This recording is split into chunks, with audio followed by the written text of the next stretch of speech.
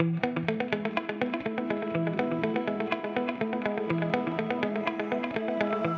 everyone, welcome to the nutrition presentation of our cardiac rehab program. Today and in our next session, we're going to cover information about how you can eat to support your heart health. We will spend the first session talking through majority of the heart health dietary pattern. We'll finish this off at the beginning of our second session, and we'll also cover alcohol recommendations, how to read nutrition labels, habit building, and how you can balance your diet to healthfully include all foods. In recent years, research has been moving away from the concept of nutrient-disease relationships, rather taking a whole dietary pattern approach which accounts for complex nutrient-to-nutrient interactions and food matrices. This makes a lot of sense when we think about the way human beings eat. We don't just eat vitamin C on its own, we consume it in an orange with the fibre, the carbohydrates, and other nutrients that are in that food or meal. The heart health dietary pattern is not about focusing on single foods or nutrients, but rather these combinations of foods and drinks consumed over days, weeks, months, and years. This slide illustrates the evolution of the hypothesis regarding nutrition and cardiovascular disease. On the left, it shows the original hypothesis. Dietary fat, or different types of dietary fats, increase blood cholesterol, which leads to heart disease. However, as we move towards the right side, you can see just how complex this relationship is, with the combinations of nutrients or foods within the dietary pattern influencing not only lipid markers, but also non-lipid markers as risk factors for developing coronary heart disease. The heart health dietary pattern follows the following principles. Firstly, we want an abundance of high fibre fruits, vegetables, and grains. We will discuss why these foods are particularly important for health. There is also a strong emphasis on healthy proteins, especially fish, legumes, nuts, seeds, and unflavoured dairy, as well as healthy fats and herbs and spices in place of salt. A diet that is lacking or rich in nutrients, fibre, and healthy fats influences biomarkers such as the gut microbiome, blood lipids like cholesterol, blood pressure, and glycemic control. This influences your risk of diseases, including coronary heart disease, type 2 diabetes, and many cancers. Contrary to what was previously thought, we are not necessarily a set of predetermined health outcomes in a genetic code. Instead, our genetic code is more like a series of switches, and you can turn them on or you can turn them off.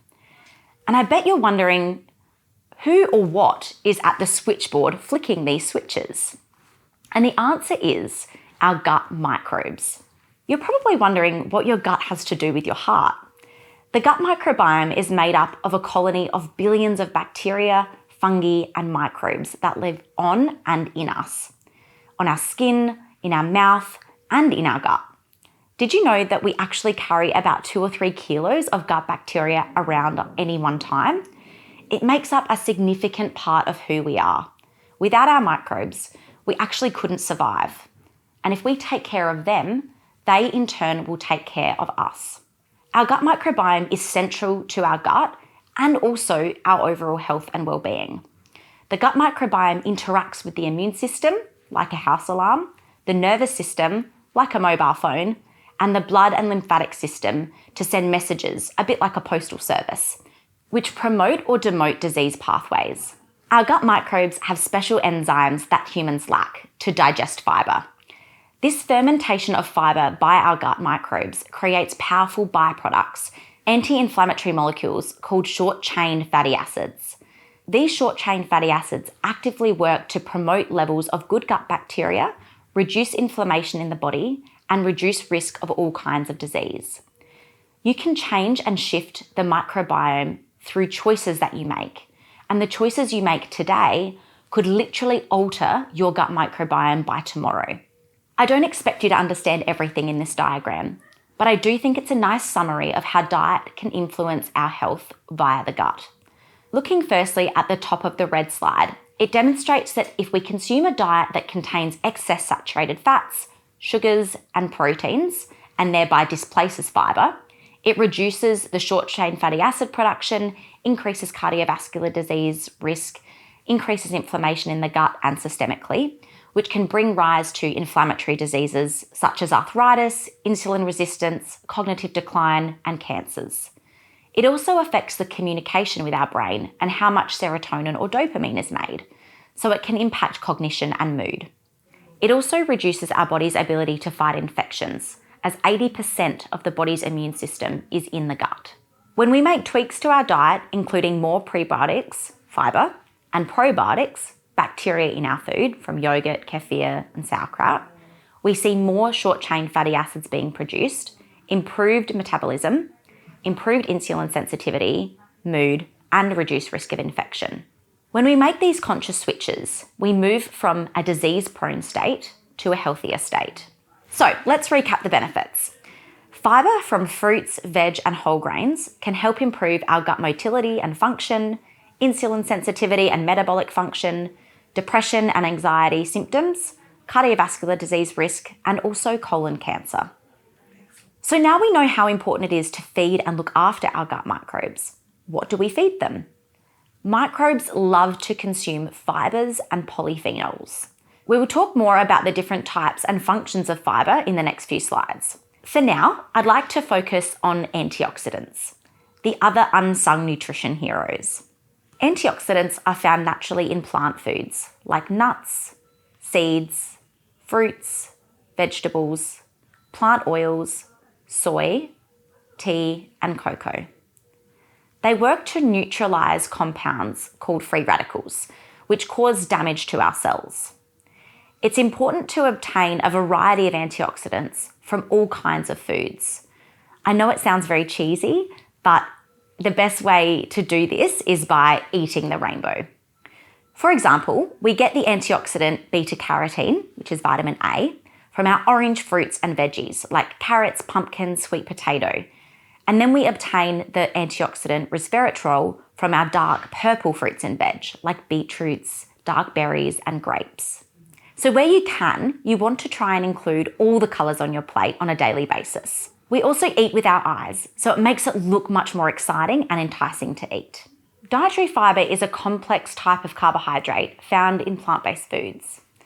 Fibre cannot be broken down and digested by enzymes that live in our small intestine.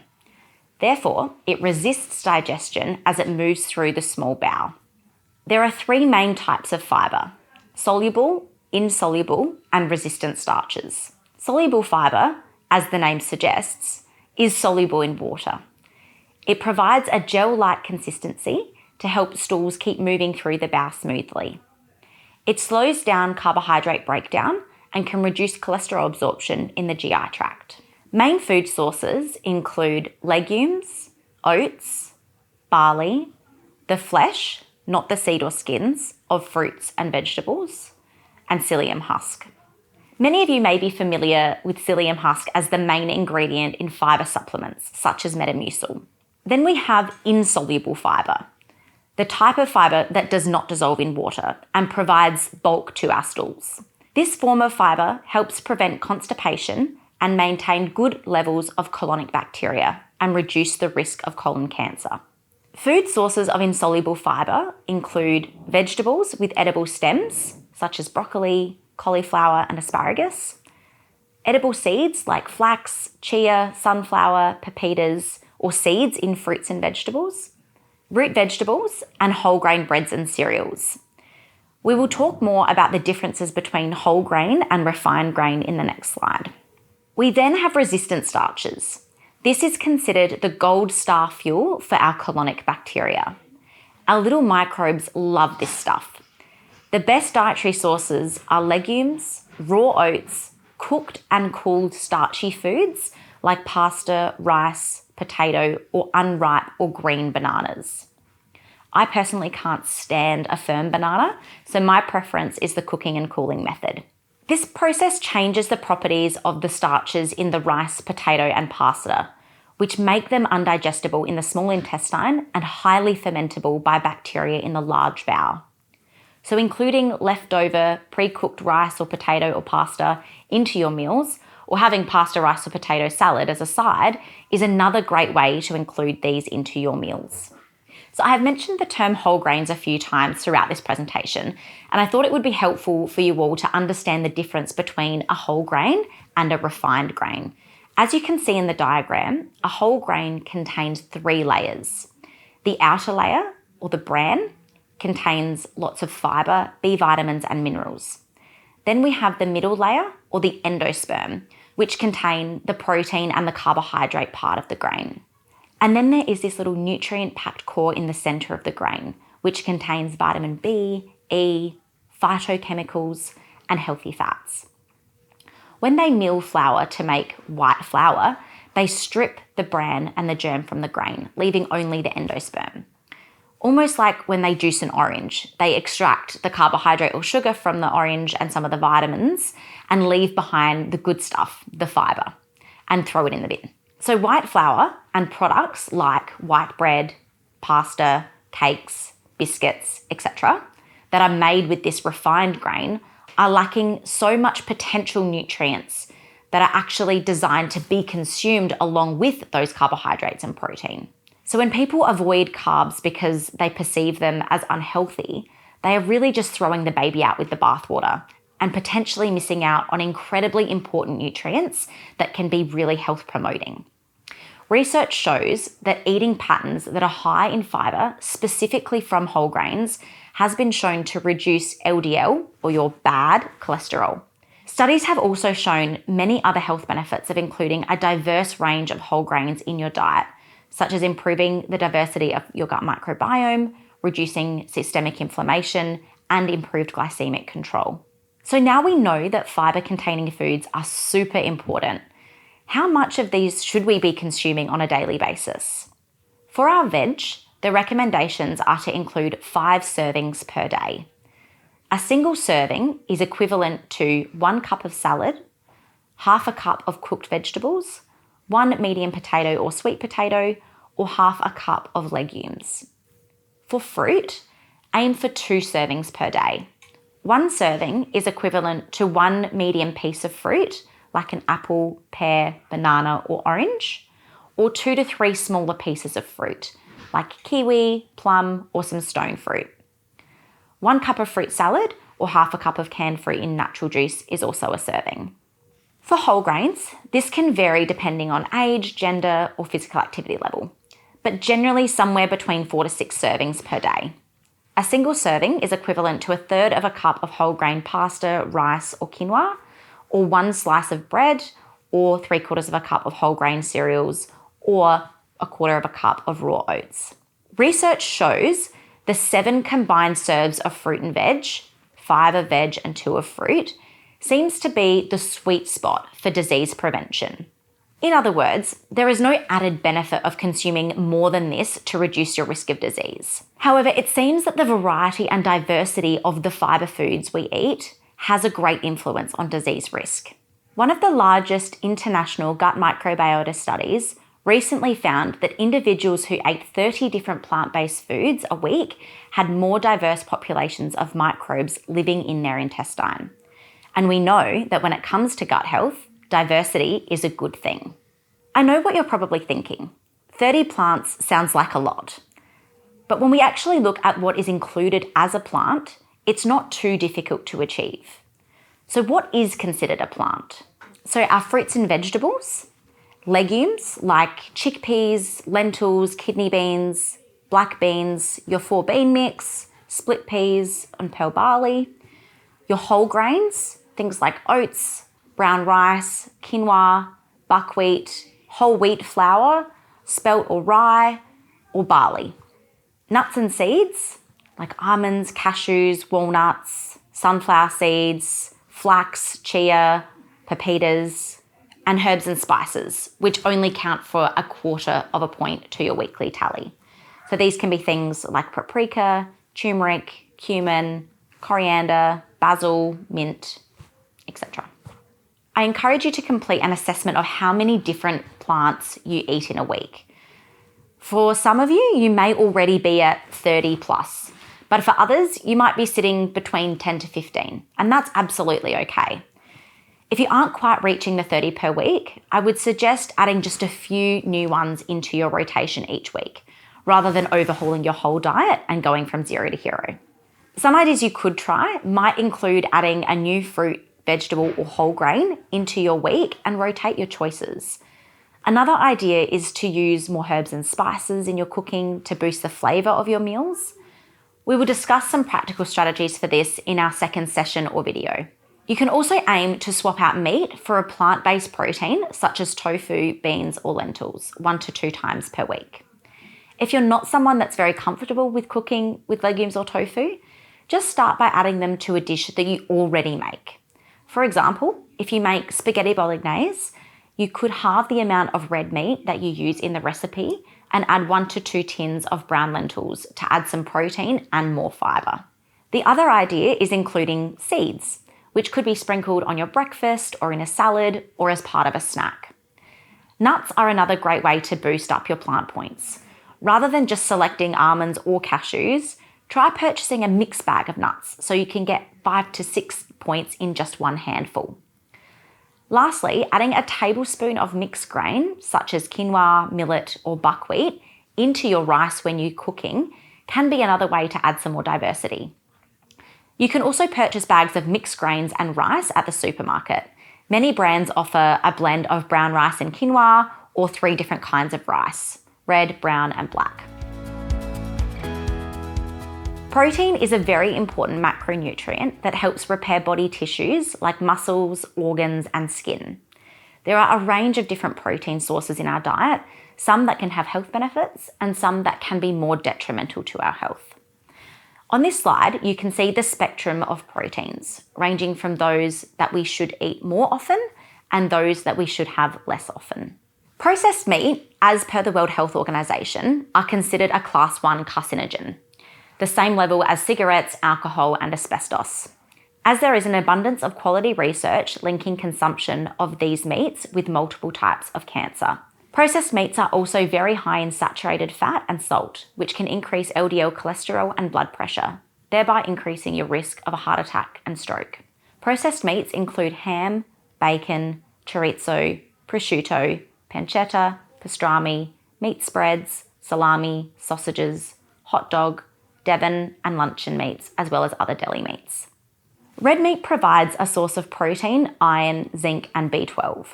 Evidence suggests a moderately adverse relationship between unprocessed red meat consumption and cardiovascular disease.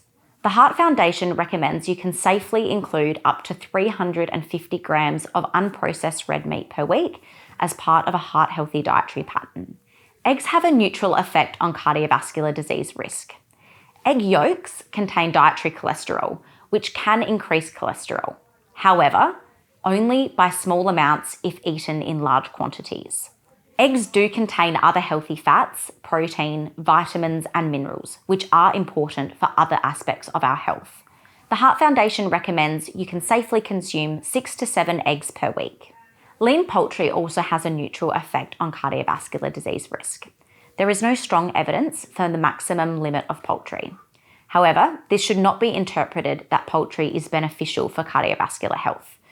We recommend you enjoy poultry in moderation with a variety of other protein sources.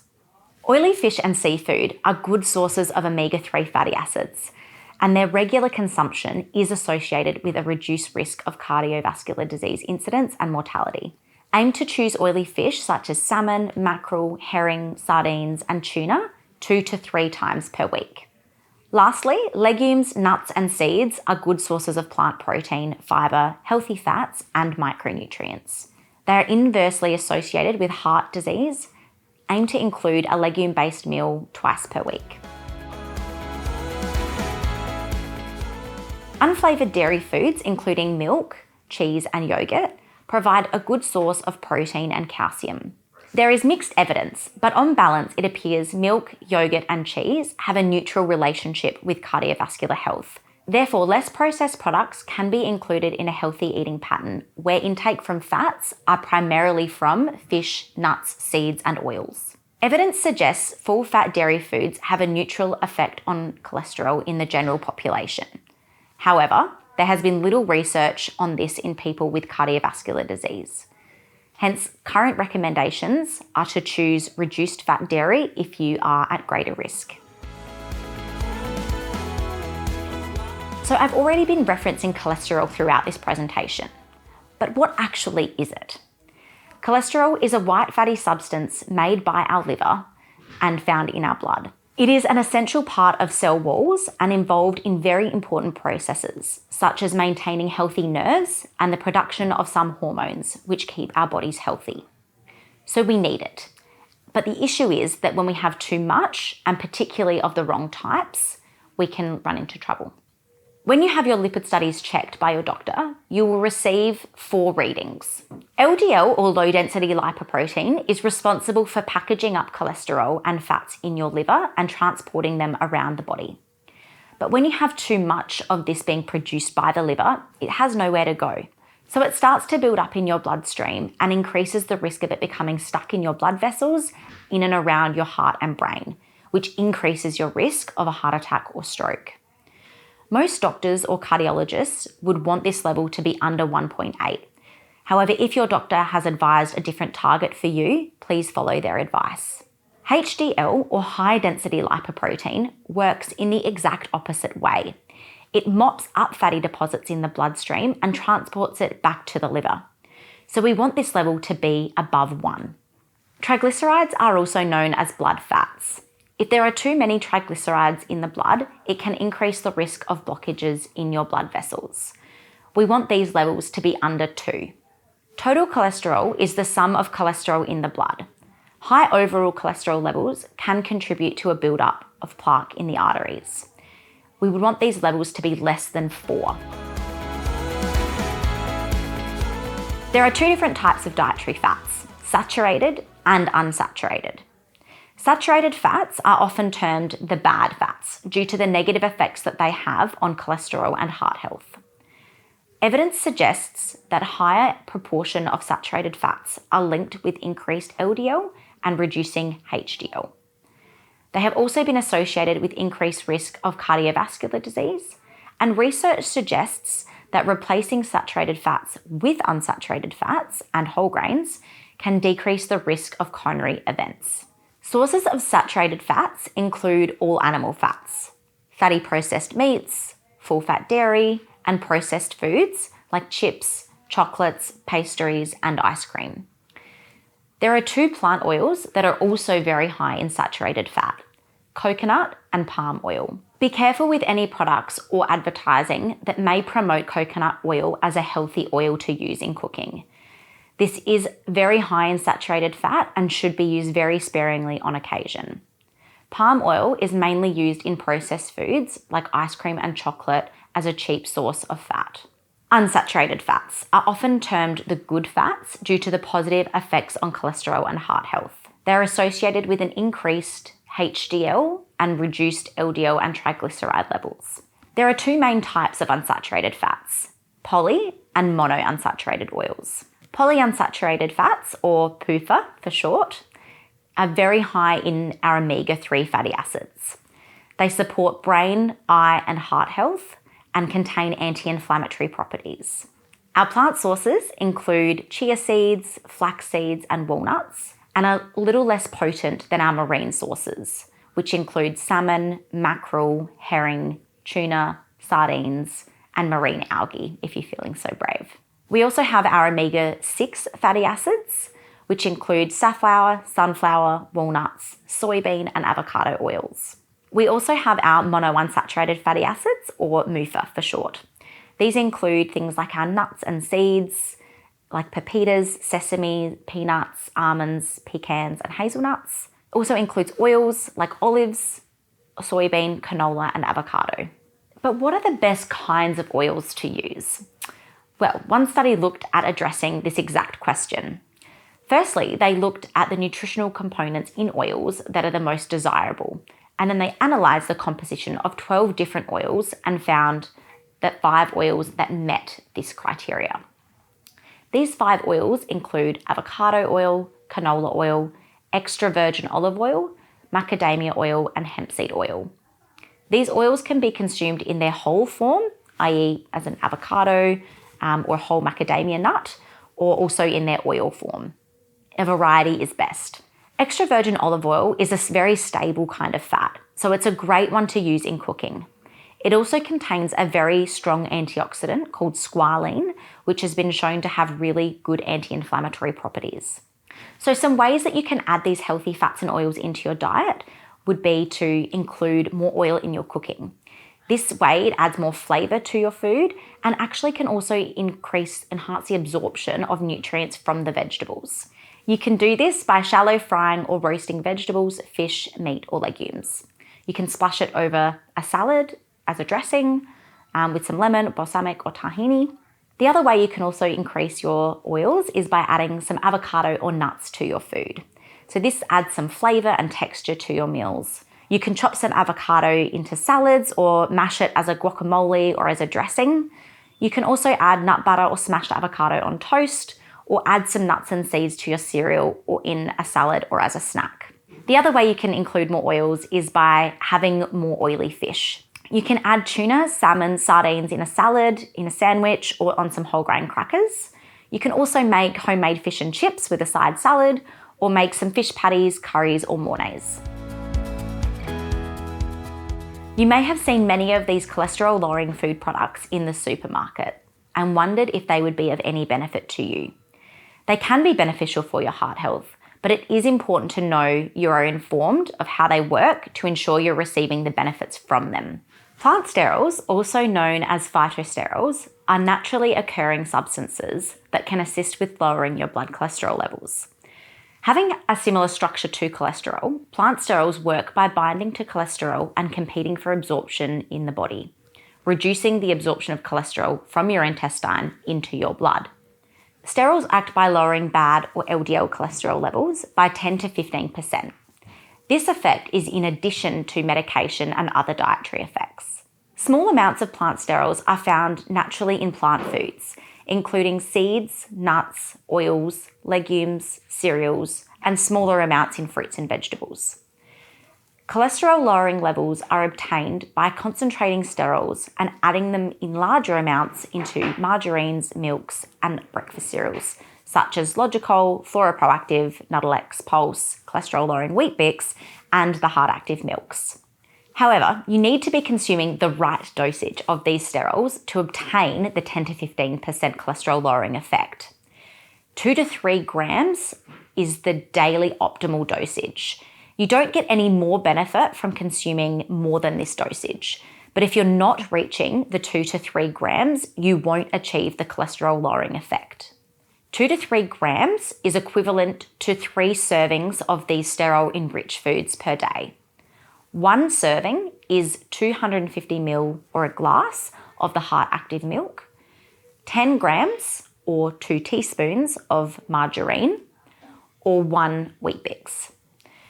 So if you're only having a scrape of margarine on your toast in the morning, you're not getting any cholesterol-lowering benefit from that product. It's also important to note that these products can be more expensive than the original version of the product.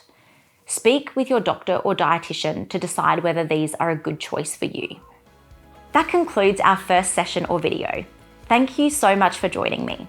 I will see you in the next video for session 2, where we will cover herbs and spices, sodium and blood pressure, alcohol recommendations, label reading, habit building, and how to balance your diet to include all foods.